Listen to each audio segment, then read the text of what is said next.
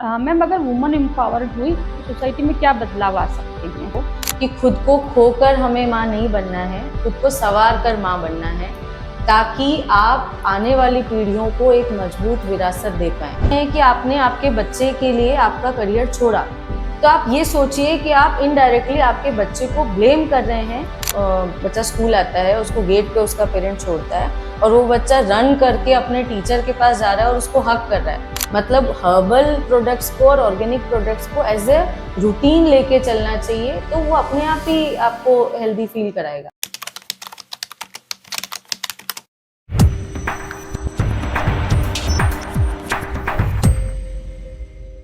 नमस्कार दोस्तों, स्वागत है आपका हमारे पॉडकास्ट में। मैं हूं बबीता। सबसे पहले आपको मदर्स डे की बहुत सारी शुभकामनाएं। हम ईश्वर से प्रार्थना करते हैं कि सारी मदर्स हैप्पी रहे, हेल्दी रहे, एम्पावर्ड रहे, क्योंकि मदर सिर्फ एक रिश्ते का नाम नहीं है, वो सोसाइटी की और हमारी प्रथम गुरु है और एक स्ट्रॉन्गेस्ट पिलर है। एक माँ के विज़न, उसके इमोशनल बैलेंस, वेलनेस और वैल्यूज़ का असर सीधे सीधे परिवार पर और आने वाली जनरेशन पर पड़ता है। आज हमारे साथ है एक ऐसी इंस्पायरिंग पर्सनालिटी जिन्होंने एजुकेशन, रिसर्च और ऑर्गेनिक वेलनेस के क्षेत्र में बहुत अच्छा काम किया है। डॉक्टर श्रुति बटवाल। डॉक्टर श्रुति बटवाल से हम बात करेंगे और उनसे जानेंगे मदरहुड के बारे में, पेरेंटिंग के बारे में और बच्चों के बदलते बिहेवियर के बारे में। मैम स्वागत है आपका। Thank you ma'am. मैम आपने 7 रिसर्च पेपर पब्लिश किए हैं, देन प्री स्कूल की स्थापना की और फिर आपने organic herbal skin care products निकाले हैं। इस पूरी जर्नी को समझाइए हमें कि किसके बाद क्या किया है आपने। मैम सबसे पहले जो जर्नी की शुरुआत है वो जयपुर से हुई। जयपुर से मेरी एजुकेशन थी, वहीं पे मैंने जॉब किया एज एन असिस्टेंट प्रोफेसर। वहाँ से जब मेरी मैरिज हुई, मैं मंदसौर आई, तो यहाँ पे मैंने MIT में जैसे जॉब किया, अलग अलग स्कूल्स में जॉब किया। तो हमें ऐसा लगा, और जब हमारा बेटा हुआ खासकर, तब हमें ऐसा लगा कि हमें इसको वो कुछ सब कुछ सिखाना चाहिए जो एक मेट्रो सिटी में बच्चों को सिखाया जाता है। और कहीं ना कहीं कुछ चीज़ें ऐसी थी जो शायद हम कर सकते थे। तो जब फैमिली से डिस्कशन हुआ कि ये कुछ चीज़ें हैं जो हम कर सकते हैं, हमें करनी चाहिए सोसाइटी के लिए भी, और जिसकी शुरुआत हमारे बेटे से हुई, तो ऑल्दो इंटेंशंस तो उसमें अच्छे ही थे। तो वहीं से जो जर्नी स्टार्ट हुई वो प्री स्कूल की जर्नी स्टार्ट हुई। उसी ड्यूरेशन में जब प्री स्कूल में मैं पढ़ा रही थी, तो मुझे ऐसा लगा, क्योंकि साइंस मेरा पैशन था, लाइफ साइंसेस से मैं जुड़ी हुई थी, बायोइन्फॉर्मेटिक्स में मेरी डिग्री है, तो फिर मुझे ऐसा लगा कि मैं इसके साथ साथ उसे भी कंटिन्यू रखूं, क्योंकि कहीं ना कहीं होता है कि एक आपका पैशन आप पे हमेशा हावी रहता ही है। तो प्री स्कूल की जर्नी तो थी, बट उसके साथ हमें साइंस में भी कुछ करना था। तो इसीलिए कुछ सर्चिंग किया और फिर हमें पता चला कि PhD हम कर सकते हैं, जिससे जो मेरा पुराना रिसर्च वाला बैकग्राउंड था, जैसे CDRI central drug research institute Lucknow में मैंने कुछ समय रिसर्च वर्क किया था, तो फिर वही सब चीज़ें मुझे याद आई और मुझे लगा कि अब PhD मुझे करना चाहिए, ताकि मैं रिसर्च के थोड़ा करीब जाऊँगी। तो प्री स्कूल का ड्यूरेशन होता था 3-4 ओ क्लॉक तक मैं वहाँ रहती थी, और उसके बाद फिर लैब वर्क मेरा स्टार्ट होता था। और वहाँ से वही रिसर्च में जैसे जैसे होता ना कि जैसे जैसे हम करीब जाते जाते हैं मंजिल के, और पैशनेट होती गई मैं, और उसी तरह रिसर्च की जर्नी स्टार्ट हुई। और 2019 में मेरा PhD कंप्लीट हुआ। और बस उसके बाद फिर जैसा अभी आपने बताया, ऑर्गेनिक प्रोडक्ट्स की तरफ हम धीरे धीरे गए। मतलब सब ऑटोमेटिकली होता गया, कुछ भी चीज़ बहुत ज़्यादा हमें प्लान नहीं करनी पड़ी। ऐसा लगा कि जैसे यूनिवर्स ही हमें कुछ ना कुछ सिग्नल्स दे रही थी कि अब आपको ये करना चाहिए, ये करना चाहिए, और इसी तरह हमने स्टार्टिंग की। रिसर्च का सब्जेक्ट क्या रहा मैम? रिसर्च का नाम था, एक डिजीज़ होता है सिट्रस के अंदर, HLB डिजीज़ होता है, जो एक स्पेसिफिक बैक्टीरिया की वजह से होता है। जैसा कि हम जानते हैं कि जो मालवा है वो सेकेंड लार्जेस्ट प्रोड्यूसर है सिट्रस के लिए, ऑरेंजेस के लिए। हम देखते ही हैं कि कितने किलो इसके भाव में ऑरेंजेस वेस्ट हो रहे होते हैं, इतना ज़्यादा प्रोडक्शन हमारे यहाँ पे है। बट एक जो डिजीज़ है, हुएंग लॉन्ग बीन जिसको बोलते हैं, या ईजी भाषा में उसको सिट्रस ग्रीनिंग डिजीज़ भी बोलते हैं, वो डिजीज़ की वजह से पूरे के पूरे ऑर्चर्ड्स 100% ख़त्म हो जाते हैं। तो मेरा वर्क था उस स्पेसिफिक बैक्टीरिया को हम कैसे किल कर सकते हैं, क्योंकि आज तक उसके लिए कोई मैजिक बुलेट बना ही नहीं है। कोई भी ऐसा ट्रीटमेंट नहीं है जो ये क्लेम कर दे कि वो उस डिजीज़ को 100% ख़त्म कर देगा। तो क्योंकि मेरा ड्रग डिज़ाइनिंग भी सब्जेक्ट था, तो इन सिलिको ड्रग डिज़ाइनिंग के थ्रू मैंने पहले तो पता किया कि हाँ वो डिजीज़ है कि नहीं, और अगर है तो मैं कैसे इन सिलिको ड्रग डिज़ाइनिंग से उसके लिए कुछ एंटी बैक्टीरियल एजेंट बना सकती हूँ, उस पे मेरा स्टडी था। तो वो ड्रग्स निकल चुकी मतलब हाँ, final मतलब हो उनका नेम जैसे इन सिलिको टेस्टिंग हो चुका है, अब वो आगे क्लिनिकल ट्रायल्स और उस पे उसका जाना रहेगा। नेक्स्ट स्टेप जो रहता है इन विवो और वो सब ट्रायल्स अभी चलेंगे, बट मेरा स्टडी वहां तक था कि मुझे वो एजेंट फाइंड आउट करना था, वो मैंने कर लिया। मतलब अगर वो मार्केट में आती है तो किसानों को बहुत फायदा होगा। सबसे पहला फायदा तो वही है कि वो अवेयर हो जाए, उन्हें पता चले कि ये डिजीज है, तो वो हमें उनको अवेयर करना रहेगा। और अवेयरनेस के बाद फिर हम उन्हें बोल सकते हैं कि अगर आपको इस तरह के कुछ सिम्टम्स दिखे तो आप किसी भी QPCR लैब जो होती हैं वहाँ पे कांटेक्ट करें, और फिर उसके लिए जो इफेक्टिव मेजर्स है वो हम कर सकते हैं। अभी वो समझ नहीं पा रहे हैं कि हाँ, एक्चुअली अभी बीमारी है। हाँ, बस अभी ये पता चलता है कि हाँ कुछ तो है। ये आप देखते होंगे कि जब हम ऑरेंज खाते हैं कई बार तो वो आधा ऑरेंज होता है, हाफ ग्रीन होता है, कई बार उसका जो फ्लेवर होता है वो भी सिट्रस फ्रूट जैसा नहीं लगता है, कुछ ऐसा अलग सा टेस्ट आता है, तो वो सब उस डिजीज की वजह से ही होता है। बट ये पता है डिजीज है, बट वो क्या है और कैसे उसको हम ठीक कर सकते हैं, हमें उन प्लांट्स को तुरंत उस ऑर्चर्ड में से हटा देना चाहिए, ये सब अवेयर करने से होगा। स्कूल को कितना टाइम हो गया मैम 4 इयर्स हो गए हैं प्री स्कूल को रन करते हुए। तो मैम अभी जैसे 4 इयर्स की जर्नी में आपने ह्यूमन बिहेवियर में चेंजेस कहाँ पर देखे हैं? मैम अगर एक लाइन में मैं सबसे बड़ा चेंज बताऊं जो पहले और आज में, वो सबसे बड़ा चेंज है कि पहले सब रिलेशनशिप ड्रिवन थे, अब सब रिजल्ट ड्रिवन हो गए। मतलब पहले ऐसा होता था कि हम कई बार कुछ काम तो ऐसे ही कर दिया करते थे कि अरे ये तो उनसे वो रिलेशन है ना, ऐसा ऐसा कर दो। अब क्या हो गया है कि ये करने से हमें क्या मिलेगा और ये नहीं करेंगे तो हमें क्या नहीं मिलेगा, उस वजह से प्रोसेस होता है। मतलब वो मंजिल से ज्यादा एक्चुअली में प्रोसेस जरूरी है, बट यहाँ हम रिजल्ट पे मतलब मंजिल पे ज्यादा फोकस कर रहे हैं, प्रोसेस कुछ भी हो चाहे। तो वो मुझे लगता है कि वो नहीं होना चाहिए। कुछ चेंजेस पॉजिटिव भी हैं, जैसे पहले जो पेरेंट्स होते थे वो एकदम इमोशंस को इतना वैल्यू, जैसे बच्चा रो रहा है तो ठीक है रोने दिया, अभी ऐसा है। अब थोड़ा प्रॉब्लम इसमें दोनों हम बोल सकते हैं, पॉजिटिव नेगेटिव दोनों एस्पेक्ट्स हैं। पॉजिटिव एस्पेक्ट हम ये ले सकते हैं कि अगर बच्चा किसी बात पे रोया तो पहले उसको इग्नोर भी कर दिया जाता था कि ठीक है खुद से चुप होगा। अब ऐसा है कि उसकी केयर करते हैं कि नहीं बच्चा क्यों रो रहा है, उसका रीजन हमें समझना चाहिए। बट यहाँ नेगेटिव एस्पेक्ट कब आता है, जब बच्चा क्यों रो रहा है उसके आसपास जो भी एनवायरनमेंट है, पेरेंट्स कुछ इतने ओवर इन्वॉल्व होते हैं कि तुरंत उस एनवायरनमेंट को चेंज कर देते हैं, उसको कोप करना नहीं सिखाते हैं। वो जो भी प्रॉब्लम्स आ रही है उससे पहले कोप करना उसको सिखाना पड़ेगा। तो वही बस है कि रिजल्ट ड्रिवन इतना नहीं होना चाहिए, हमें पेशेंस बच्चों को सिखाना चाहिए, कंट्रोल नहीं करना है केवल, हमें उन्हें पेशेंस सिखाना चाहिए और ट्रस्ट बनाने की कोशिश करनी चाहिए। टेंशन तो रहता होगा, छोटे छोटे बच्चों को मदर छोड़ जाती है, जिन बच्चों को 1 घंटे के लिए मदर छोड़ती नहीं है वो एक लंबे टाइम तक आपको छोड़ के जाती हैं, तो थोड़ा सा बहुत ज्यादा मैम, बहुत ज्यादा। जब तक वो बच्चे हमारे कैंपस में होते हैं, क्योंकि आजकल ऑलरेडी हमें पता है कि स्क्रीन टाइम और सब कुछ नेगेटिव चीजें इतनी ज्यादा आसपास में है ना कि एग्रेशन ऑलरेडी बच्चों का बढ़ चुका है। हर जो बच्चा है वो अलग माइंडसेट के साथ आता है, हर बच्चे का बैकग्राउंड अलग होता है, उन सबको एक साथ रखना अपने आप में ही एक चैलेंज होता है।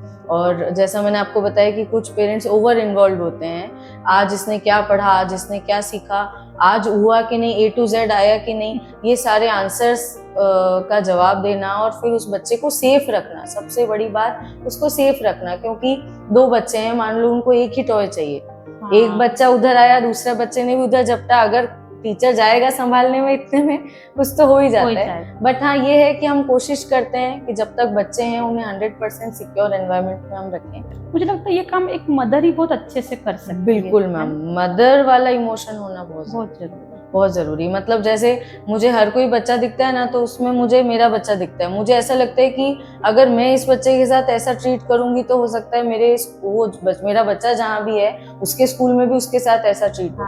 तो जो भी ट्रीटमेंट मैं उसके साथ चाहती हूँ वो ट्रीटमेंट मैं यहाँ इन बच्चों के साथ करती हूँ। तो मुझे लगता है वो बेस्ट होता है। अगर उस तरीके से हर टीचर और हर एक मैनेजमेंट पर्सन जो भी स्कूल का है वो ये सोच के काम करे कि ये मेरे बच्चे हैं, तो वो बेस्ट कर पाएंगे। से आपने इस 4 इयर्स की जर्नी में पेरेंट्स और बच्चों में नोटिसेबल चेंजेस क्या देखा है? मैम बहुत सारे चेंजेस हैं। फिर वही बात है कि पहले ऐसा होता था कि ग्रोथ को एक लॉन्ग टर्म प्रोसेस माना जाता था। जी। ऐसा बोलते थे कि हाँ ठीक है, बच्चा अभी तो गया ही है स्कूल, थोड़ा टाइम जाएगा, धीरे धीरे सब चीजें हो जाएगी।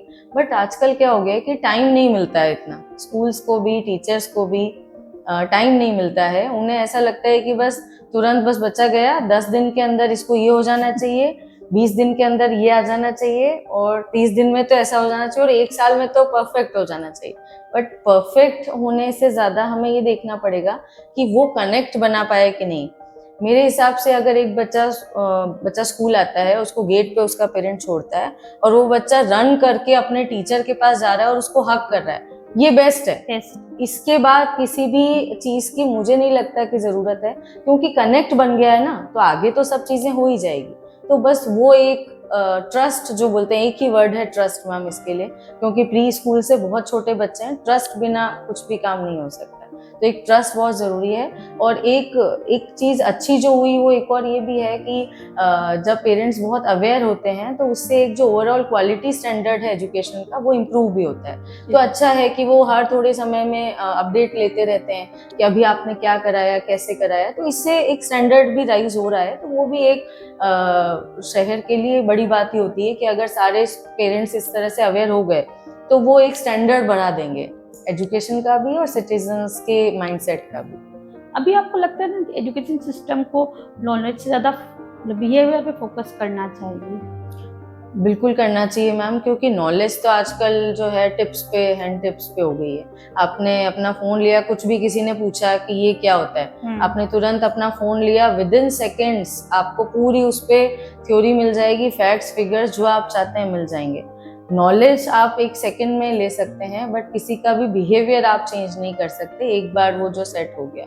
मतलब आप किसी भी नॉलेज से जॉब तो पा सकते हैं, पर उस जॉब में ग्रोथ आपको बिहेवियर से मिलेगी, है ना। एक मैं एग्जांपल देती हूँ इसके लिए आपको कि एक बच्चा है जैसे ए, एक बच्चा है बी।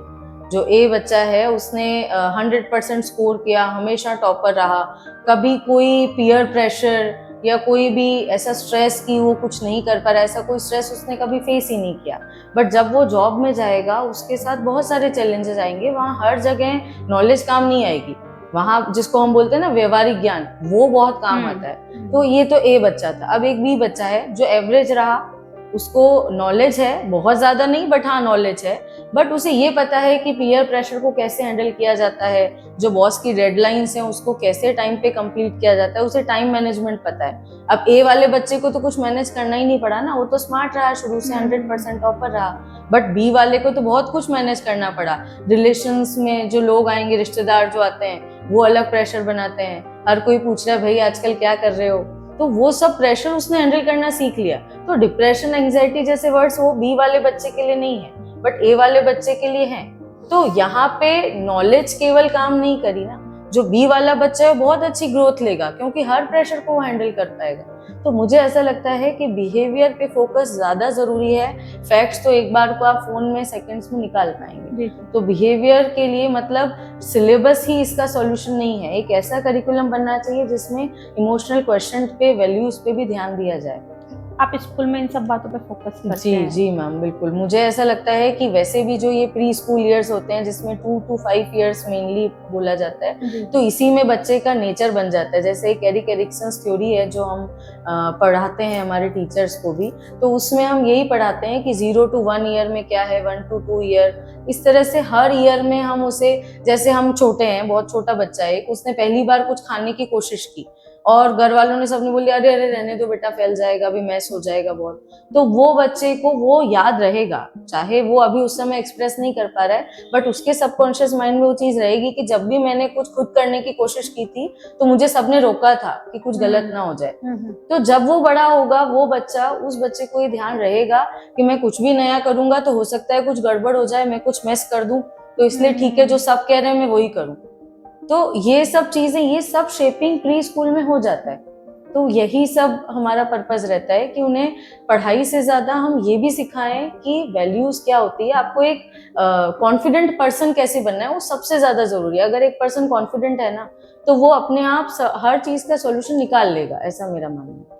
जैसे अभी जो फास्ट लाइफ चल रही है, इसमें बच्चों में डिसिप्लिन, एम्पैथी या पेशेंस कम होते जा रहे हैं, ऐसा क्यों हो रहा है मैम? मैम सबसे बड़ी आयरनी तो ये है, जिसको हम विडम्बना बोल सकते हैं, वो तो ये है कि आजकल एम्पैथी भी सिखानी पड़ रही है। राइट। जो हमारे भारत का कल्चर है, हाँ। वो कल्चर हमारा ऐसा था कि हमें मम्मी बोल दिया करती थी कि जा बेटा, वो आंटी जी के घर पे अभी कोई भी नहीं है, उनको हेल्प की नीड होगी, जाके करके आ जा। मतलब ऐसा पता ही नहीं चलता था कि ये हमारी फैमिली है, ये उनकी फैमिली है, सब अपने से ही लगते थे। बट अभी प्रॉब्लम क्या हो गई है, इसमें गलती ना बच्चों की है ना पेरेंट्स की है, किसी की नहीं है। इसमें प्रॉब्लम ये है कि सबकी एक रेस चल रही है, एक रेस चल रही है। अभी हम एक पेरेंट को एग्जांपल ले लें, जैसे एक बच्चा है, वो स्कूल में होमवर्क करने के लिए किसी बच्चे की हेल्प करके आया। मम्मी ने पूछा कि बेटा आपने सारा रिटर्न आप करके आए कंप्लीट?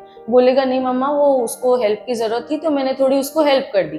तो मम्मा उसको डांट लगाएगी कि अरे बेटा ये क्या किया आपने, आपको पहले अपना करना था ना, आप वो हेल्प के चक्कर में।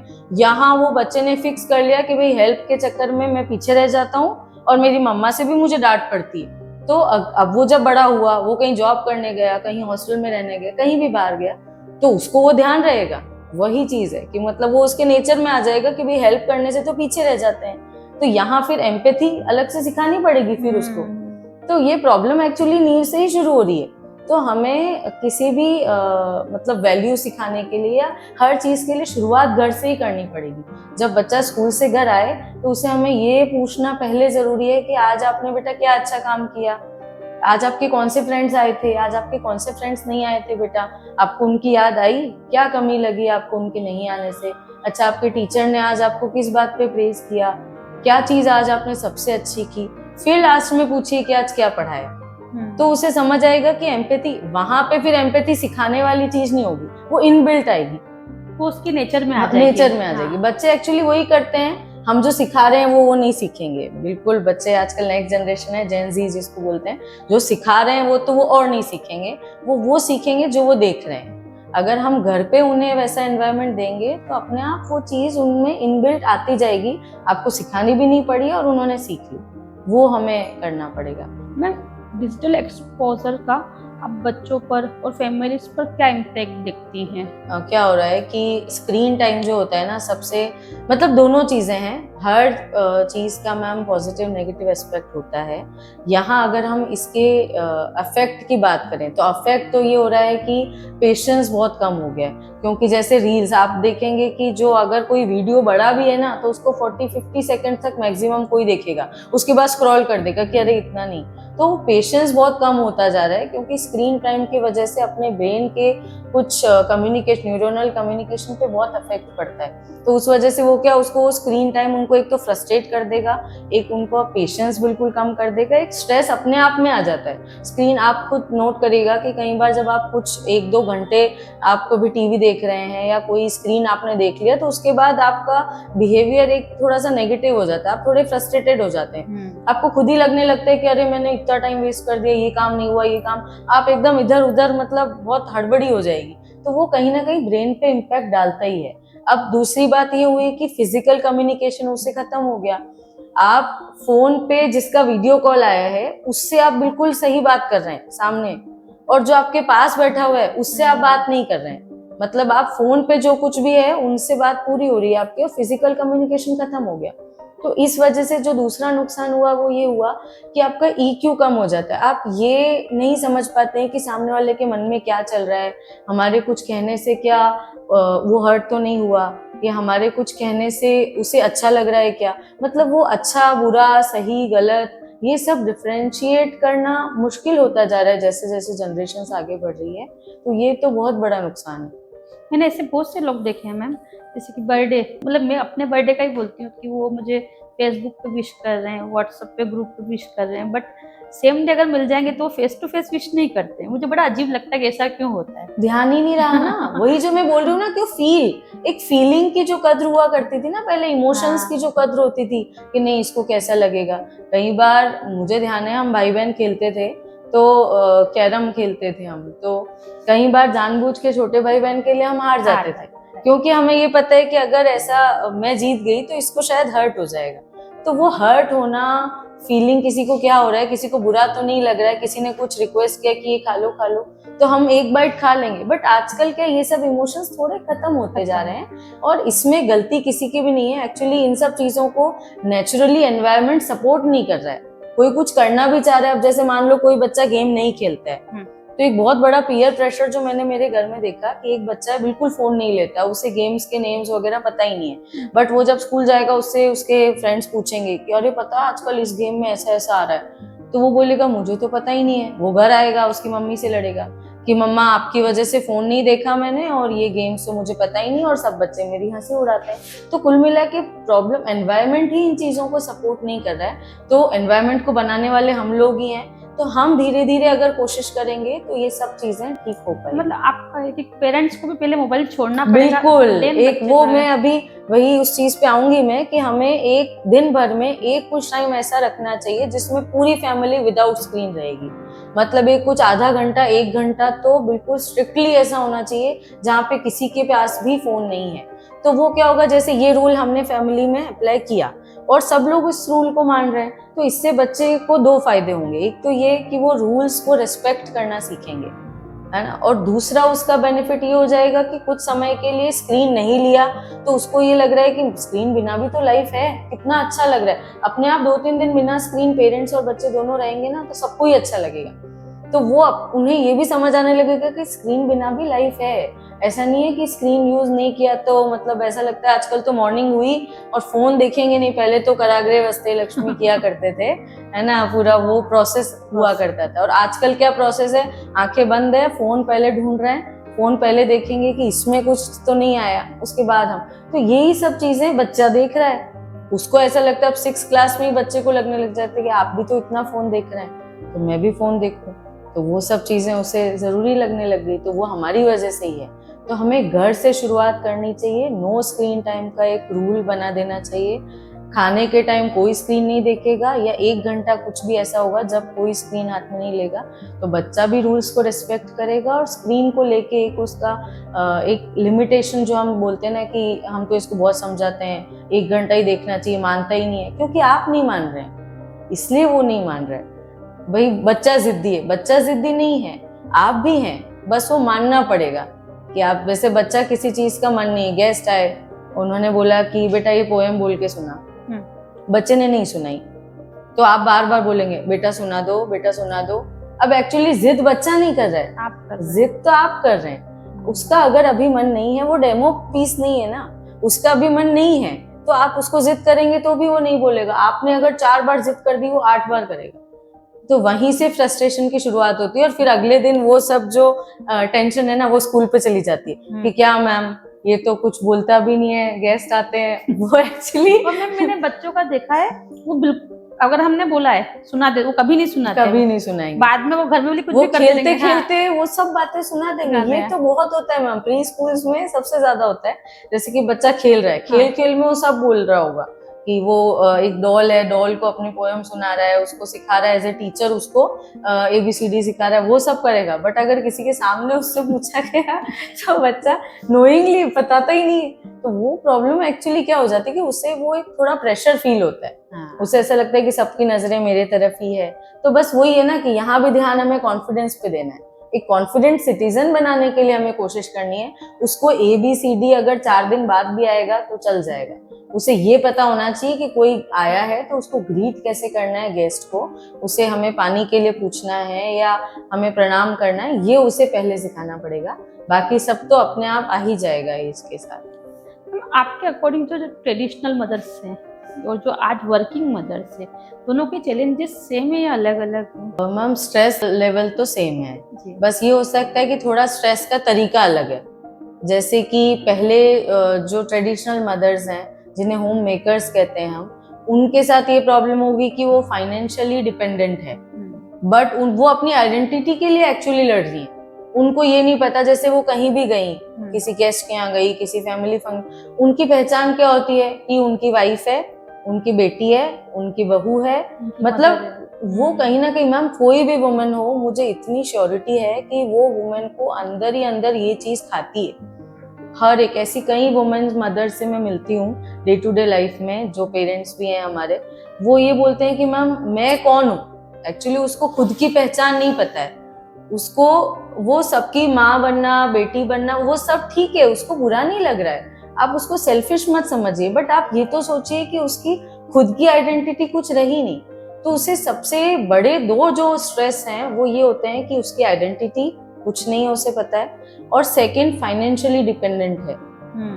क्योंकि किसी को भी अपनी नीड्स के लिए पैसे लेना या कोई भी हेल्प लेना पसंद नहीं होता है। कोई भी नहीं चाहता है कि मैं किसी पे डिपेंडेंट रहूं, और उसे रहना पड़ता है।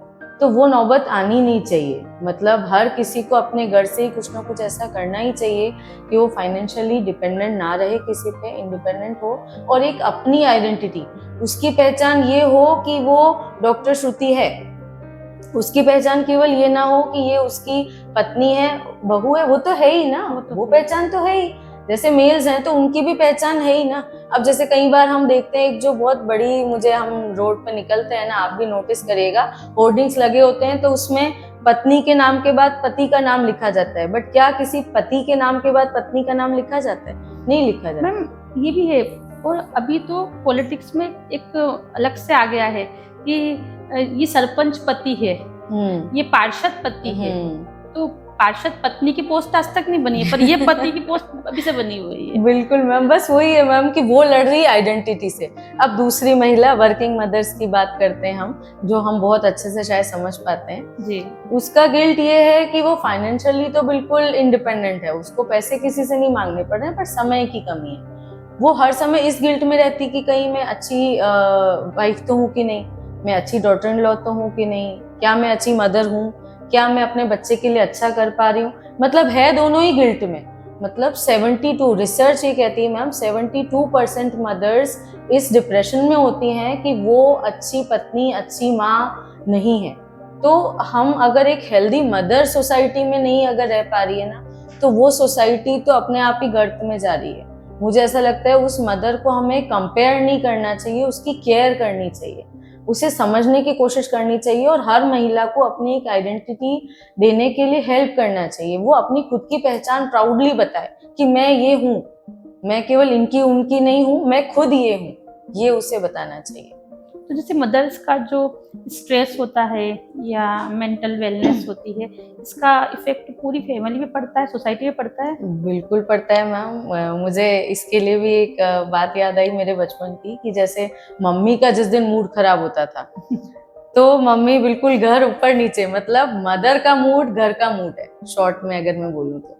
जैसे कि अगर मम्मी किसी दिन गुस्से में है ना, तो उस दिन सब चुप रहेंगे बिल्कुल कि आज मम्मी का मूड खराब है। तो वही चीज, और घर से शुरुआत होती है सोसाइटी की। मतलब अगर हर घर में एक हैप्पीनेस का माहौल होगा, सब कुछ अच्छा अच्छा होगा, मदर हैप्पी होगी, तो सब सही होगा ना। इसको हम बहुत एक शॉर्ट लाइन से समझ सकते हैं कि एम्प्टी कप से आप किसी को सर्व नहीं कर सकते। अगर आपके अंदर खुशी नहीं है तो आप किसी को खुशी दे ही नहीं सकते, बिल्कुल नहीं दे सकते। और इसके लिए सबसे जरूरी एक लाइन है जो मुझे हमेशा मोटिवेट करती है, कि अधिकार सामर्थ्य से मिलता है और सम्मान स्वयं के प्राप्त करने की वस्तु है।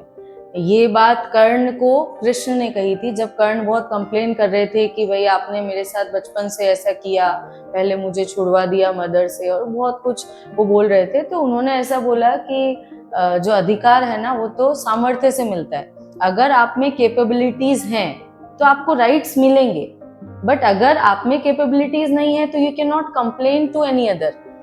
जैसे मदर्स भी कई बार ऐसा बोलती है ना कि वो बेटी की वजह से, बच्चे की वजह से, घर की वजह से मैंने नहीं मैम, ऐसा नहीं है। इफ यू आर कैपेबल तो आपको राइट्स मिलेंगे। आप एक बार बोलिए तो सही, अगर आप खुद के लिए नहीं बोलेंगे तो कोई और तो आपके लिए बोलेगा नहीं। तो आप खुद को इतना सामर्थ्यवान बनाइए, इतना कैपेबल बनाइए कि कोई आपको खुद आके राइट्स दे कि ये आपका अधिकार है। और अधिकार हमेशा कर्तव्य के साथ आता है, तो आपको अधिकार को समझ के और अपने कर्तव्य की राह पे चलना चाहिए। और सम्मान वो तो खुद से ही मिलता है ना। अब जैसे प्राइम मिनिस्टर भी है, कोई भी सबसे बड़ी पोस्ट आप मान लो किसी भी कंट्री की, वर्ल्ड की, बट फिर भी उसके साथ भी कोई ऐसा पल जरूर आता है जब उसको लगता है कि वो आज हारा है, आज ये चीज वो अच्छे से नहीं कर पाया, पर उस हार में भी अगर उसने ये समझ लिया कि नहीं नहीं मैं ये कर सकता हूँ ना, मैं नहीं कर सकता हूँ तो कौन कर सकता है, अगर उसने खुद को रिस्पेक्ट दिया तो वो कभी उसको उसका डिसरिस्पेक्ट कोई और कर ही नहीं सकता। तो बस ये बात हमेशा याद रखनी चाहिए कि अधिकार सामर्थ्य को मिलता है। You can not complain to anybody कि आप ये नहीं बने जो बन सकते थे, और सम्मान स्वयं के प्राप्त करने की वस्तु है। आप खुद को रिस्पेक्ट दीजिए, पूरी दुनिया आपके सामने सर झुकाएगी। एक ये गिल्ट में रहना बंद करें मदर्स कि हाँ, मेरे से ये बिल्कुल। नहीं हो पाया, ठीक है, बच्चे किसी हाँ। दिन कुछ छूट भी जाता है मैम, तो वो गिल्ट मन वो में नहीं उसके आना लिए भी चाहिए। मैम क्या होता है ना, सबको परफेक्ट बनना है, पर परफेक्ट तो कोई है ही नहीं। परफेक्ट नहीं होना है, आपको प्रेजेंट में रहना है। परफेक्शन से ज्यादा प्रेजेंस में रहना जरूरी है। आप ये सोचिए कि अगर मम्मा घर पे है, आपकी मदर घर पे है, तो उससे बड़ी बात और कोई हो ही नहीं सकती। आपकी मदर अगर परफेक्ट नहीं है ना तो आपको चलेगा, बट अगर वो प्रेजेंट नहीं है तो फिर वो नहीं चलेगा। मान लो आप कुछ कहना चाह रहे हो, इमोशनली अवेलेबल ही नहीं है ना, हाँ। वो खुद परेशान है, वो खुद डिप्रेशन में है। अब कोई घर में उनसे हेल्प मांग रहा है, या बच्चा ही खुद पूछ रहा है कि मम्मा इसको कैसे सॉल्व कर सकते हैं, ये मेरा प्रॉब्लम है, उसको कोई स्ट्रेस है। अब अगर मदर खुद स्ट्रेस में है, वो कैसे बच्चे को हेल्प करेगी? तो परफेक्ट होने से ज्यादा प्रेजेंट होने पे ध्यान देना चाहिए। मदर का होना ही अपने आप में बड़ी चीज है। वो अगर परफेक्ट नहीं भी है ना तो चलता है, और मदर नहीं होती है उस घर का क्या हाल होता है ये हम बहुत अच्छे से समझ सकते हैं। हम भी घर जाते तो पापा भी दिक्कत पहला प्रश्न यही पूछते, मम्मी कहाँ है। हर बच्चे का हाँ, पहला प्रश्न यही होता है, बिल्कुल। मम्मी कहाँ है। मम्मी का होना बहुत जरूरी है मैम। वो परफेक्ट नहीं है कोई बात नहीं, मदर वर्ड ही अपने आप में कंप्लीट है। उसको परफेक्ट होने के लिए कुछ प्रूव करने की नीड नहीं है। एक्चुअली सबसे बड़ी प्रॉब्लम तो ये है मैम कि लड़की जब से जन्म लेती है ना, तब से वो खुद को प्रूव ही कर रही होती है, वो साबित ही कर रही होती है कि वो एक अच्छी बेटी है। फिर उसको मान लो किसी ने बाहर पढ़ने भेज दिया तो वो बच्ची बिल्कुल दबाव में ही है कि नहीं नहीं मेरे को बाहर पढ़ने भेजा है, अब तो मुझे करके दिखाना पड़ेगा। 5-6 साल डिग्री के टाइम में उसने बहुत प्रेशर से पढ़ाई की, फिर उसने पूरे समाज को प्रूव कर दिया कि भाई आपने मुझे बाहर भेज के गलती नहीं की, आपने अच्छा किया। फिर उसके बाद वो जॉब में डबल प्रूफ करना पड़ेगा, क्योंकि वहां पे भी डिफरेंस आता है, मेल फीमेल के एम्प्लॉयमेंट में भी डिफरेंस आता है। तो वो डिफरेंस वहां भी वो प्रूव करेगी कि नहीं नहीं आपने भी ऐसा कुछ गलत डिसीजन नहीं लिया, मैं एक अच्छी एम्प्लॉय हूँ। फिर उसकी शादी होगी, फिर वहां भी वो प्रूव करेगी कि मैं अच्छी डॉटर इन लूं। मतलब उसका जन्म साबित करने के लिए नहीं हुआ है, मतलब वो खुद अपने आप में एक आइडेंटिटी है। तो हमें उसकी रिस्पेक्ट करनी चाहिए और बस केयर करनी चाहिए, क्योंकि अगर बट ये मैम इसके लिए बहुत ज्यादा जरूरी है कि फैमिली सपोर्टिव हो, फैमिली सपोर्टिव, बच्चे समझे कि मेरी माँ जो कर रही है वो बहुत कुछ 100% दे रही है हमको, उससे सेटिस्फाइड है। मतलब हाँ, तो उसके लिए बस वो एनवायरनमेंट में ही चेंज करना पड़ेगा ना हमें। मतलब हम जैसी मदर्स को मिलके एक रिफॉर्म शुरू करना चाहिए। सारी मदर्स को एक ग्रुप बनाना चाहिए, उन्हें आपस में अपनी प्रॉब्लम्स डिस्कस करनी चाहिए। उन्हें एक और बात जो मैम सदियों से चली आ रही है कि एक औरत ही औरत की दुश्मन होती है, और ये बिल्कुल सच है मैम। अगर एक वुमेन दूसरी वुमेन को बोल दे कि ठीक है आप 4 घंटे आपको बाहर जाके ही काम करना है, आप करिए। हर घर में एक मदर एक वुमेन होती है जो एक दूसरी वुमन को सपोर्ट कर सकती है, तो वो ऐसा समझे कि भाई ठीक है आपको बाहर जाना है, आप जाइए, आप मैं इतने में ये काम देखती हूँ, फिर आप आके उसको कवर कर लेना। मतलब ये सब चीजें अगर एक वुमेन दूसरी वुमन को सपोर्ट कर देना तो और कुछ नहीं चाहिए। और एक जो सबसे बड़े रिफॉर्म की नीड जो है ना, वो यही है कि सारी वुमेन्स अपनी सेल्फ केयर पे ध्यान दे, मतलब खुद पे ध्यान दे। वो एक खुद को एक आइडेंटिटी समझ के उस पे ध्यान दे, और हर कोई एक दूसरे को, एक औरत दूसरी औरत को हेल्प करे। तभी ये सोसाइटी में सबसे बड़ा रिफॉर्म ही है कि सब एक प्रण ले लें कि मुझे कोई भी औरत मिलेगी, कोई भी मेरी नेबरिंग वुमन है, मुझे उसको हेल्प करनी। अगर मैं उसको किसी भी जरिए से कोई हेल्प कर पाऊँ तो मुझे कभी उस हेल्प से पीछे नहीं हटना। मान लो उसको किसी इंपॉर्टेंट मीटिंग के लिए जाना है, वो नेबर में जो वुमेन है उसको बोल रही है कि भाई आप 2 घंटे इसको देख लो, या ये आए इसको संभाल लेना, तो उसे वो कर देना चाहिए। क्योंकि हो सकता है कि उसकी ये 2 घंटे की हेल्प उस वुमेन के लिए कितना बड़ा करियर चेंजिंग हो सकती है। तो बस हर औरत दूसरी औरत को हेल्प कर दे, ये सबसे बड़ा सोशल रिफॉर्म है। और ये सोशल रिफॉर्म स्टार्ट होगा होम रिफॉर्म से। पहले तो सबसे पहले शुरुआत घर से हो, कि अगर घर में कोई वुमन है तो ठीक है, नहीं है तो जो मेल्स भी हैं घर के, वो भी ये हेल्प कर सकते हैं कि भाई ठीक है आपको 4 आवर्स के लिए काम करने जाना है, आप जाइए, हम आपको इधर ये चीज जो है हम संभाल लेंगे, आप बिल्कुल निश्चिंत होके जाइए। इतना कोई कह देना मैम, तो वुमेन तो अपने आप में इतनी जो होती है ना, वो बिल्कुल कोमल ही होती है कि वो इतनी सी चीज को तो वो जिंदगी भर याद रखेगी। वो शायद 4 घंटे का वो 3 घंटे में करके आ जाएगी, बिल्कुल करके आ जाएगी वो सेट, वो क्योंकि उससे पीछे की चिंता नहीं होगी ना। हाँ। क्योंकि वो नहीं तो क्या होगा कि वो वहां भी पीछे यही सोच रही होगी कि अरे घर पे उसका क्या हो रहा होगा, दूध आया कि नहीं आया होगा, बच्चों ने खाना खाया कि नहीं खाया। तो अगर कोई इतना सा बोल के भेज दे तो ये तो सबसे बड़ा, मतलब उसको ज्वेलरी नहीं दोगे तो चलेगा, उसको कुछ भी गिफ्ट मत दो चलेगा, उसको बस एक लाइन कोई बोल देना कि आप जाओ पीछे से हम ये संभाल लेंगे, ये तो उसके लिए सबसे बड़ा गिफ्ट होता है। तो यही वुमेन्स एक दूसरे के लिए करें, और सोसाइटी में जो भी मेल्स हैं वो अगर अपने घर की वुमेन के लिए इतना कर दें तो मुझे लगता है बहुत है। मैम जैसे प्री स्कूल से ऑर्गेनिक स्किन केयर प्रोडक्ट की तक की जर्नी के पीछे क्या थॉट प्रोसेस था आपका? मैम जैसे ऐसा होता था कि जब भी मेरी प्रेजेंटेशंस कुछ हुआ करती थी या कोई पेपर के लिए मैं जब पढ़ा करती थी, वो मोस्टली नाइट में ही टाइम मिलता था। तो नाइट में जब वो सब हम किया करते थे तो मैं कई बार ऐसे घर पे सुनाती थी, जो मेरे हस्बैंड भी है उनको मैं सुनाती थी कि इसके फ्यूचर एस्पेक्ट्स ऐसे होते हैं, विटामिन सी जो है वो इससे मिलता है, जिसको हम एक्सपोर्ट भी कर सकते हैं, बहुत अच्छा कंपोनेंट है। और उसी ड्यूरेशन में विटामिन सी सीरम वगैरह काफ़ी ट्रेंडिंग भी थे। तो वो थोड़ा सा बिजनेस माइंडेड फैमिली से मैं आती हूँ, तो वहाँ जब उन्होंने ये सब सुना तो उन्हें ऐसा लगा कि जब इतनी चीज़ें हैं और जब हमें ये नॉलेज है तो क्यों नहीं हम इसको एक प्रोडक्ट के फॉर्म में मार्केट में लेके आए। तो जब सबसे पहली जो थॉट आई थी हमको वो सीरम के लिए आई थी कि हम एक विटामिन सी और राइस वाटर भी जो काफ़ी ट्रेंडिंग था, इन दोनों का एक कंपोजिशन बना के और इस फॉर्मुलेशन को सीरम के लिए लॉन्च करते हैं। बट फिर हमें वही लगा कि हमें एक पूरा स्किन केयर रूटीन लाना चाहिए ताकि वो सबको अच्छे रिजल्ट्स दे सके। तो फिर हमने मतलब प्री स्कूल चल ही रहा था, पीएचडी मेरा हो गया था, और बस उसके बाद से ये जो बातचीत शुरू हुई और धीरे धीरे सीरम से पूरे स्किन केयर रूटीन पे आ गई, और इस तरह से एक ऑर्गेनिक स्किन केयर ब्रांड की शुरुआत हमने की। मैम नाम क्या है ब्रांड का? नेक्स्ट वेदा नाम का हमने ऑर्गेनिक स्किन केयर ब्रांड शुरू किया। मतलब एक तरह से वैदिक जो एंशिएंट चली आ रही है वो सारी recipes for the next generation, this is our next Veda. Ma'am आपको लगता है कि जो स्किन इश्यूज होते हैं वो फिजिकल नहीं, लाइफ स्टाइल और स्ट्रेस से भी जुड़े हुए हो रहते हैं? क्या होता है कि स्किन एक्चुअली आपके इनर साइड का मिरर होता है। मतलब जो कुछ भी अंदर चल रहा है वो एज ए मिरर बाहर रिफ्लेक्ट होता है स्किन पे। जैसे कई बार देखा ही होगा, जो यूथ है, एग्जाम टाइम चल रहा होता है, जब एग्जामिनेशन स्ट्रेस होता है तो अपने आप पिंपल्स आने लगते हैं। हाँ। है ना, बच्चा बहुत सिटिंग कर रहा है उस समय भी ऐसा हो जाता है। फिर जैसे अगर बच्चा बैठा है तो खाना पीना ठीक से नहीं खाएगा, तो अगर उसका डाइट प्रॉपर नहीं है तो डलनेस अपने आप आने लग जाती है। बहुत ज़्यादा स्टडीज़ की वजह से अगर वो टाइम के अकॉर्डिंग नहीं स्टडी हो रही है, पूरा रात भर हम पढ़ाई कर रहे हैं और जो नेचुरल लाइट है उसमें पूरा टाइम सो रहे हैं, तो ये जो रूटीन जो डिस्टर्बेंस होता है इस वजह से फिर डार्क सर्कल्स होने लगते हैं। तो ये सब कुछ एक्चुअली इनर से ही होता है। जो आउटसाइड है वो तो केवल हमें मिरर की तरह रिफ्लेक्ट हो रहा है, प्रॉब्लम एक्चुअली अंदर ही चल रही है। जैसा मैंने अभी आपको डिस्कस भी करा था पहले कि वो पौधा भी जो है उसकी एक्चुअल हेल्थ हमें देखनी होना तो उसकी रूट्स को देखना चाहिए। जड़ों से पता चल जाएगा कि ये पौधा ऊपर ठीक से ग्रो होगा या नहीं होगा। मैम अगर वुमन एम्पावर्ड हुई तो सोसाइटी में क्या बदलाव आ सकते हैं? मैम वो तो है ही, क्योंकि अगर जैसे मदर एम्पावर्ड है तो सबसे पहली बात तो ये हो जाएगी कि वो सबकी हेल्थ का बहुत ध्यान रखेगी, क्योंकि अवेयर है मदर, तो किसको डाइट में क्या लेना चाहिए, किसको क्या नहीं लेना चाहिए। जैसे बहुत प्यार में बहुत सारा घी खिलाना, या बहुत ज्यादा, मतलब वो क्या उसे पता होगा कि किस पर्सन को कितनी चीज किस क्वांटिटी में देनी चाहिए, तो वो उस अकॉर्डिंग सबको ट्रीट करेगी। फिर दूसरा, अपने बच्चे की पढ़ाई में वो हेल्प कर सकती है, बच्चे को किस करियर में जाना चाहिए उसमें वो हेल्प कर सकती है। डिसीजन मेकिंग उसकी अच्छी होगी, क्योंकि एम्पावर्ड मदर होगी तो किसी के प्रेशर में डिसीजन नहीं लेगी, वो वही डिसीजन लेगी जो उसकी फैमिली के लिए अच्छा है।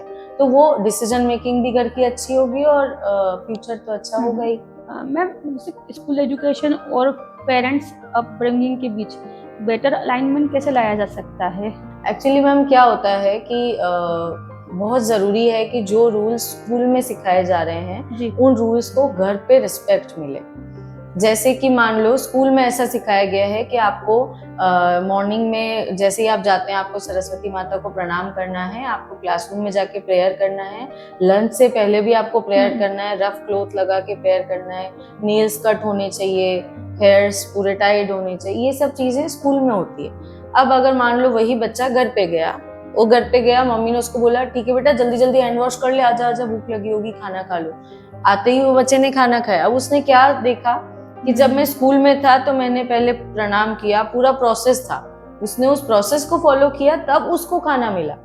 अब घर पे जाके अगर उसने बिल्कुल शॉर्टकट में खाना खा लिया, कोई मंत्र नहीं कुछ नहीं, ये तो एक एग्जाम्पल है। ऐसे बहुत सारी चीजें होती है जो स्कूल में एज ए प्रोसेस की जाती है, और घर पे अगर वो शॉर्टकट में जल्दी जल्दी हो गई तो उसमें क्या होगा, हमेशा ह्यूमन ब्रेन कंफर्ट को चूज करता है।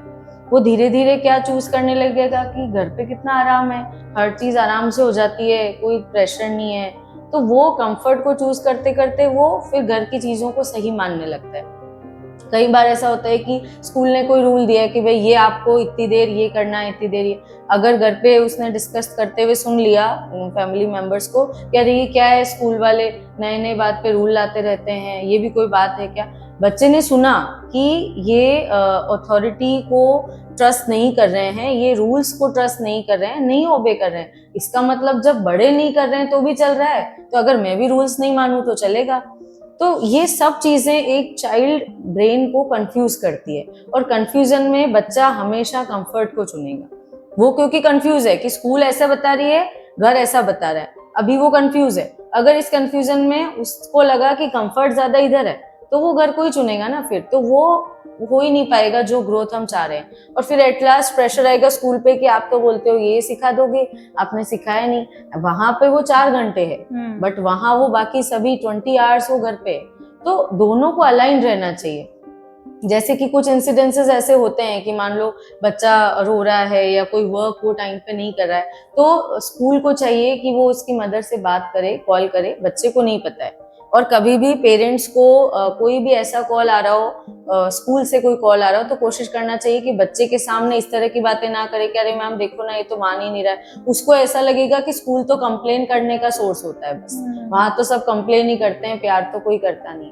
तो स्कूल को ये चाहिए कि वो उसकी मदर को कॉल करे, या जो भी उसे डील करता है उसको गार्जियन को कॉल करे, और प्लान करे वो कि आप ऐसा करना, मैं ऐसा करूंगी, अपन दोनों मिलके जब ऐसा करेंगे ना तो ये अपने आप करने लगेंगे। और मदर को भी अगर कोई ऐसी प्रॉब्लम रिफ्लेक्ट होती है घर पे कि बच्चा ये चीज नहीं कर रहा है, कोई आ रहा है तो बहुत शाय हो रहा है, कॉन्फिडेंट नहीं है, कोई चीज लर्न नहीं कर पा रहा है, तो उसको टीचर को कॉल करना चाहिए कि मैम ऐसा ऐसा मुझे प्रॉब्लम लग रही है, आपके अकॉर्डिंग हमें क्या चीज करनी चाहिए जिससे ये हो जाए। दोनों को डिस्कस करना चाहिए, ट्रांसपेरेंसी रहनी चाहिए, एक दूसरे को कॉम्पिटिटर या ओपोनेंट नहीं मानना चाहिए, एक टीम मानना चाहिए। एक्चुअली दोनों चाहते वही हैं, बच्चे का बेस्ट फ्यूचर।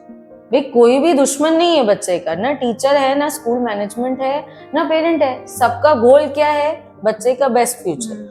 उसके लिए तीनों को कोशिश करनी चाहिए as a team, not as a component.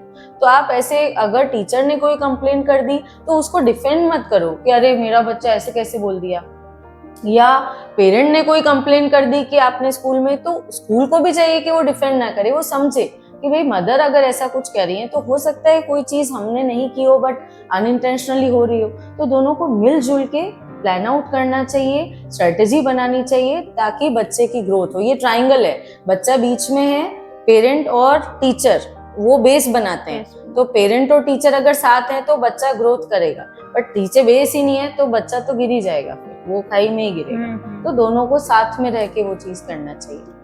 आपको अगर कोई सोशल रिफॉर्म करना हो, मदर्स के लिए शुरू करना हो, तो आप क्या शुरू करेंगे मदर्स? सबसे पहले तो सारी मदर्स को यूनाइट करना चाहूंगी मैं। मेरी बहुत इच्छा है कि एक ऐसा प्लेटफॉर्म मैं बनाऊं जिसमें सारी मदर्स साथ में हो, सारी मदर्स अपनी प्रॉब्लम्स को डिस्कस करें। एक्चुअली प्रॉब्लम क्या हो रही है मैम, आजकल मदर्स को एक ऐसा सोर्स नहीं मिल पा रहा है जहाँ पे वो बिना फिल्टर लगाए अपनी प्रॉब्लम्स को शेयर कर सके।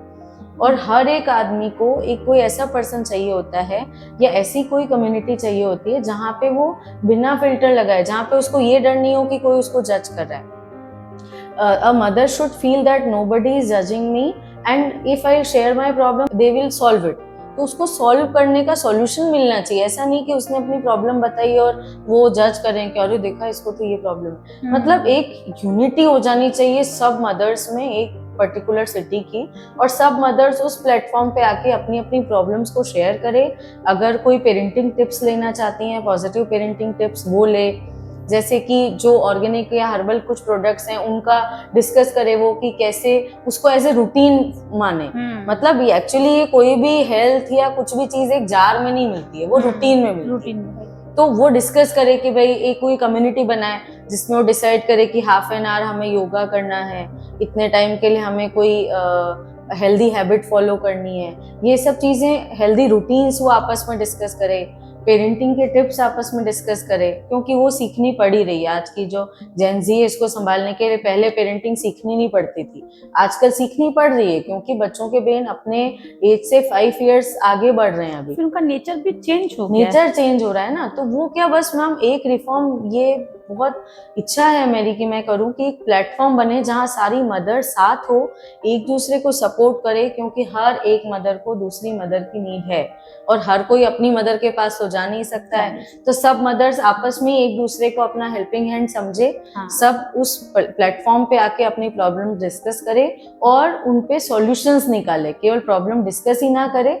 सॉल्यूशंस निकाले, क्योंकि हमारे सोसाइटी में बहुत सारी मदर्स हैं जो एम्पावर्ड है और बहुत सारी मदर्स हैं जिसे यहाँ ये ब्रिज को फिल करना है। हाँ, जो तो एम्पावर्ड होना चाहती हैं, जो चाहती है। बहुत मदर्स मैम मुझे आके मिलती है कि मैम आपके पास कोई ऐसा काम है क्या जो मैं घर से कर लूँ, मुझे मैम कुछ नाम करना है। क्योंकि अपना नाम, मैम मैंने बहुत पहले समझी थी ये बात कि अपना नाम कोई भी आपको बना के नहीं देगा, काम तो कोई भी आपके लिए आके कर देगा, बट नाम मेरा जो मुझे बनाना है वो मुझे ही बनाना है। कोई ऐसे नहीं बोलेगा कि जा बेटा मैंने ये मेहनत कर ली, ये नाम आज से तेरा, ये हमने कभी सुना ही नहीं होगा। तो वो हर मदर ये जो गैप है ना, ये फिल करने की कोशिश करे। ये मदर्स इनका हाथ पकड़े, इनको यहाँ लाए, और तब एक जो हेल्दी सोसाइटी है ना वो बनेगी। एक्चुअली सोसाइटी को मदर्स ही बना रही है, तो वही बना सकती है। मैं चाहूंगी आप बहुत जल्दी इसको शुरू करें और मैं उसको भी मैं भी ज्वाइन करूँ। बिल्कुल बिल्कुल मैम, मैं बिल्कुल करूँगी। आपके एक्सपीरियंस से एक ऐसी लर्निंग जो पेरेंट्स और सोसाइटी को समझनी चाहिए। मैम 3 वर्ड्स बोलूंगी और एक लाइन बोलूंगी, जिससे मुझे लगता है कि बहुत कुछ सॉल्व हो सकता है, जिसने मुझे भी बहुत हद तक चलते रहने की प्रेरणा दी है। 3 वर्ड जो है वो ये है, सबसे पहला है बिहेवियर। किसी भी इंसान को बिहेवियर पे काम सबसे पहले करना चाहिए। जब कोई इंटरव्यूअर भी होता है वो यही देखेगा अपने फ्यूचर एम्प्लॉय में कि नेचर, इसको नॉलेज तो क्या ट्रेन करके मैं दे दूंगा, बट इसका नेचर कैसा है वो मैं नहीं बदल सकता। तो वो एक बिहेवियर, नेचर जो होता है वो बहुत जरूरी है, तो बिहेवियर पे ध्यान देना चाहिए। उसके बाद कंसिस्टेंसी बहुत इंपॉर्टेंट वर्ड है मैम।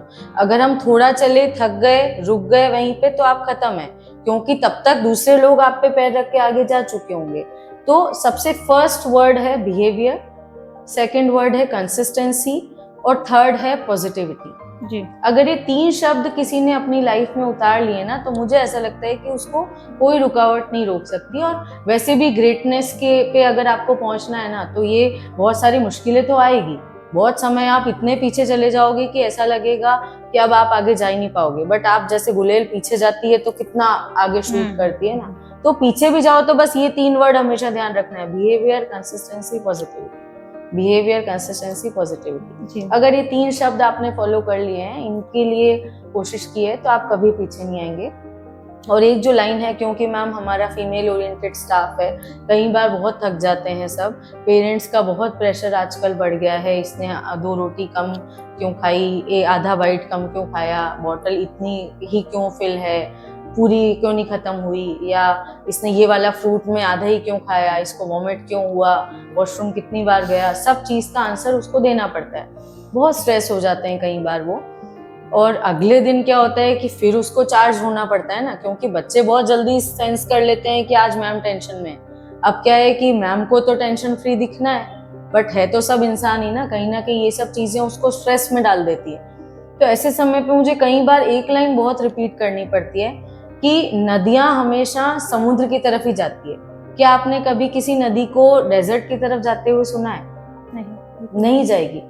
हर नदी, आप बिल्कुल इस बात को बहुत गहराई से समझिएगा कि नदी, जब भी कोई भी नदी हो ना, वो जाके मिलेगी समुद्र में, जहाँ पे ऑलरेडी क्या है, पानी है। नदी के पास भी पानी है, मतलब पानी के पास ही जा रहा है, खुशी के पास ही जाएगी, है ना, वेल्थ के पास ही जाएगी। ये सब चीजें मैम अट्रैक्ट करती है एक दूसरे को। और दूसरा पॉइंट इसमें ये भी समझने का है कि जिस दिन नदियां डेजर्ट में चली गई उस दिन बाढ़ आ जाती, आई थी ना अभी, बिल्कुल वो सही। बाढ़ भी आई थी। तो मतलब पहली चीज तो ये कि पॉजिटिविटी रखें, ताकि जो पॉजिटिविटी और आपके पास आएगी, खुश रहने की कोशिश करें ताकि और खुशी आपको मिलेगी। जो आपकी वेल्थ है उसको अच्छे कामों में यूज करें ताकि और वेल्थ आपकी तरफ आएगी। ये सब चीजें ध्यान रखें। और दूसरी चीज ये कि अगर ये सब कुछ आपको मिल गया है तो इतना संयम आप रखें कि इन सबको स्टोर कर पाए, रिटेन कर पाए। रिटेंशन भी मुश्किल है आजकल। बहुत पैसा आ जाता है, एकदम से डाइजेस्ट नहीं होता। बहुत फेम मिल जाता है, एकदम से डाइजेस्ट नहीं होता।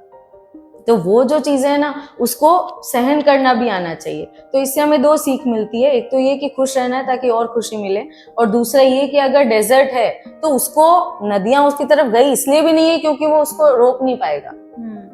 तो दोनों ही चीजें हैं। मतलब आपको इतना कैपेबल भी होना पड़ेगा कि अगर कोई खुशी या वेल्थ या कोई भी चीज आपकी तरफ आ रही है तो आप उसको कंट्रोल करके रख सको, डाइजेस्ट कर सकते। बिल्कुल डाइजेस्ट कर सको। तो बस इसीलिए मैं टीचर्स को बोलती हूँ या जो भी मेरी टीम होती है उसको मैं यही बोलती हूँ कि आप खुश रहने की कोशिश करो, आपको और खुशी मिलेगी। आप इस होप में रहो हमेशा कि और खुशी मिलेगी। और वैसे भी छोटे बच्चे इतने प्यारे होते हैं, शैतान तो होते हैं बट प्यारे इतने होते हैं कि आप उनके लिए कुछ करते हैं तो ऐसा कुछ अलग से कर रहे हैं ऐसा नहीं लगता है, ऐसा लगता है नेचुरली सब हो रहा है। तो उन्हें इसी बात को बोल के मैं हिम्मत देती हूँ कि ठीक है, आप कोशिश करो, पॉजिटिव रहो, अपने आप सारी पॉजिटिविटीज आपको मिलेगी। वाइब्स मैच करनी चाहिए। मतलब आप पॉजिटिव हो तो बच्चा भी आपके साथ पॉजिटिव वाइब को फील करेगा और आपसे कनेक्ट होगा। जी मैम, जैसे आज मदर्स डे है तो मदर्स को भी मैसेज देना चाहें, स्पेशली उनकी स्किन केयर और आइडेंटिटी को लेकर। मैम, इसके लिए भी बस बहुत शॉर्ट में मैं अपनी चीज़ें इसीलिए रख रही हूँ कि कुछ टेक अवे हम ले पाएँ। तो एक और चीज़ हमेशा याद रखनी चाहिए एक मदर को कि खुद को खोकर हमें माँ नहीं बनना है, खुद को संवार कर माँ बनना है, ताकि आप आने वाली पीढ़ियों को एक मजबूत विरासत दे पाएँ। मतलब मैं ये चाहती हूँ एक मदर के लिए कोई भी फेम इतना बड़ा नहीं है, बट वो चीज़ बहुत बड़ी है जब उसका बेटा या बेटी उसको ये कह दे कि मम्मी मुझे आपके जैसा बनना है। अगर जिस दिन कोई बच्चा अपनी मदर को ऐसा बोल देता है ना कि मम्मा मुझे तो आप जैसा बनना है, वो मुझे ऐसा लगता है कि उस मदर के लिए बेस्ट मोमेंट ऑफ लाइफ होगा। तो ये कब हो पाएगा? जब मदर ने खुद को संवारा, उसने खुद को खोया नहीं। आप ये अगर कह रहे हैं कि आपने आपके बच्चे के लिए आपका करियर छोड़ा, तो आप ये सोचिए कि आप इनडायरेक्टली आपके बच्चे को ब्लेम कर रहे हैं कि उसकी वजह से आप वो नहीं बन पाए जो आप बनना चाहते थे। तो ये बात वही हो गई कि कैपेबिलिटी से राइट्स मिलते हैं। मीन्स आप ये समझिए, आप एक्चुअली वो एक्सेप्ट नहीं करेंगे, बट आपको ये समझना होगा कि कहीं ना कहीं कमी आप में थी, इस वजह से आप वो चीज नहीं कर पाए। क्योंकि कोई भी सिचुएशन इतनी स्ट्रांग नहीं होती जो आपको हरा पाए जब तक आप नहीं हार माने। तो आपको वो चीज, आपको खुद को खोना नहीं है, अपनी आइडेंटिटी आपको बनानी है, अपना नाम बनाना है। आप प्राउडली कहीं अपना नाम बोलें, हजारों लोगों में आप अपना नाम बोलें कि आई एम श्रुति बटवाल, है ना। आपको ये बोलना पड़ेगा, तभी आप वो इंस्पिरेशन भी कोशिश कर पाएंगे कि मिले सबको। क्योंकि आपको खुद को खोना नहीं है, खुद को संवारना है, ताकि आने वाली पीढ़ी ये याद रखे कि हाँ, जो कुछ एक कतरा ज्ञान का, एक कतरा हिम्मत का जो कुछ भी आप में था, वो सब कहीं ना कहीं इस्तेमाल हो रहा है, कहीं ना कहीं यूज हो रहा है। मतलब आप जब जाएं तो आप पीछे इतना कुछ देके जाएं कि वो सोसाइटी को ऐसा लगे कि हाँ, ये आया था तो ऐसे ही नहीं गया, कुछ तो देके गया है समाज को। तो वो करके जाना होगा आपको। मतलब वही मजबूत विरासत आप देके जाइए। आप एक बार को सोना चांदी प्रॉपर्टी कम देके जाएंगे चलेगा, बट आप ये देके जरूर जाना कि बच्चा केवल पापा के नाम को याद ना रखे, मम्मी के नाम को भी याद रखे कि मेरी मम्मी ने ये किया था। तो वो ही सबसे बड़ा प्राउड है हर मदर के लिए। हम जैसे कि हम हर्बल इंडस्ट्री से आते हैं, तो मेरा एक सबको क्वेश्चन रहता है कि क्या आप हर्ब्स यूज करती हैं? मैम, बहुत सारी हर्ब्स वैसे हम यूज़ करते हैं। उसमें सबसे पहले अगर मैं हर्ब्स बोलूँ तो तुलसी बहुत कॉमनली हम यूज़ करते हैं। जैसे ज़रा सा गला खराब हुआ, हम तुलसी अर्क यूज़ कर लेते हैं, जी जी। है ना। जैसे अगर कुछ वुमेन रिलेटेड कुछ प्रॉब्लम्स होती है तो उसमें हम शतावरी यूज़ करते हैं। तो इस तरह की कुछ हर्ब्स हैं जो हम यूज़ करते हैं। और वैसे मैम, जो हर्ब्स और ऑर्गेनिक प्रोडक्ट्स है ना, ये जैसे मैंने आपको बताया कि जैसे सोने से पहले कोई मदर है जिसकी हैबिट है कि 10 मिनट्स उसको मसाज करना है। हाँ। तो ये एक्चुअली केवल कमाल उस ऑयल का नहीं है, ये उस रिचुअल का भी कमाल है। मतलब हर्बल प्रोडक्ट्स को और ऑर्गेनिक प्रोडक्ट्स को एज ए रूटीन लेके चलना चाहिए, तो वो अपने आप ही आपको हेल्दी फील कराएगा। आपने मसाज करके सोया, आपको नींद अच्छी आएगी, ब्लड सर्कुलेशन अच्छा होगा, तो वो केवल वो प्रोडक्ट की बात नहीं है, ये प्रोडक्ट्स बिल्कुल रिचुअल की तरह समझ आने चाहिए। जैसे परंपराएं होती है ना, वैसे हो जाने चाहिए ये, कि सुबह उठे ये करना ही है, रात को सोने से पहले ये करना ही है, तो उस तरह से इसको फॉलो करना चाहिए। मतलब एक्चुअली वो लाइफस्टाइल बन जाना चाहिए, मतलब एज ए प्रोडक्ट नहीं रहना चाहिए, वो लाइफस्टाइल बन जाना चाहिए। Ma'am, healthy mother equal to healthy society, इस लाइन को आप कैसे डिफाइन करेंगी? एक अगर मदर हेल्दी है तो वो क्या करेगी कि वो मदर कहीं ना कहीं तो इन्वॉल्व हो ही रही होगी किसी ना किसी सोसाइटी में या कहीं पे। अगर हेल्दी मदर कहीं पे भी जाएगी और वो उसका ऑरा ही एक हेल्दी होगा, मतलब आप कहीं भी जाते हैं ना तो आपसे पहले आपका ऑरा जाता है। अगर वो ऑरा ही हेल्दी है तो अपने आप हर तरफ जो एनवायरनमेंट होगा, एटमॉस्फेयर होगा, वो हेल्दी ही होगा। तो एक मदर ही एक्चुअली एनवायरनमेंट बना रही है और सोसाइटी बना रही है, एक सोसाइटी की नींव ही मदर है। तो अगर वो हेल्दी है तो सब कुछ हेल्दी है, इस पे सेकंड थॉट ही नहीं है कोई। Thank you so much ma'am हमसे बात करने के लिए। Thank you. नहीं, मैं भी आपको सुनकर बहुत ऐसे एनर्जेटिक फील हो रहा है, मुझे बहुत अच्छा लग रहा है। Thank you. मुझे उम्मीद है कि हमारे व्यूअर्स तो एनर्जी को फील करेंगे। Thank you again thank you. आज की ये गहरी और इमोशनल बातचीत हमें ये एहसास दिलाती है कि जब एक माँ मेंटली, फिजिकली और इमोशनली फिट होती है, तभी वो एक स्ट्रॉन्ग फैमिली और एक हेल्दी सोसाइटी का निर्माण करती है। हम आशा करते हैं डॉक्टर श्रुति बटवाल की बातचीत, उनकी कही हुई बातें से आपके अंदर एक नई ऊर्जा का संचार हुआ होगा। अगले पॉडकास्ट में फिर जल्दी मिलेंगे। Thank you so much.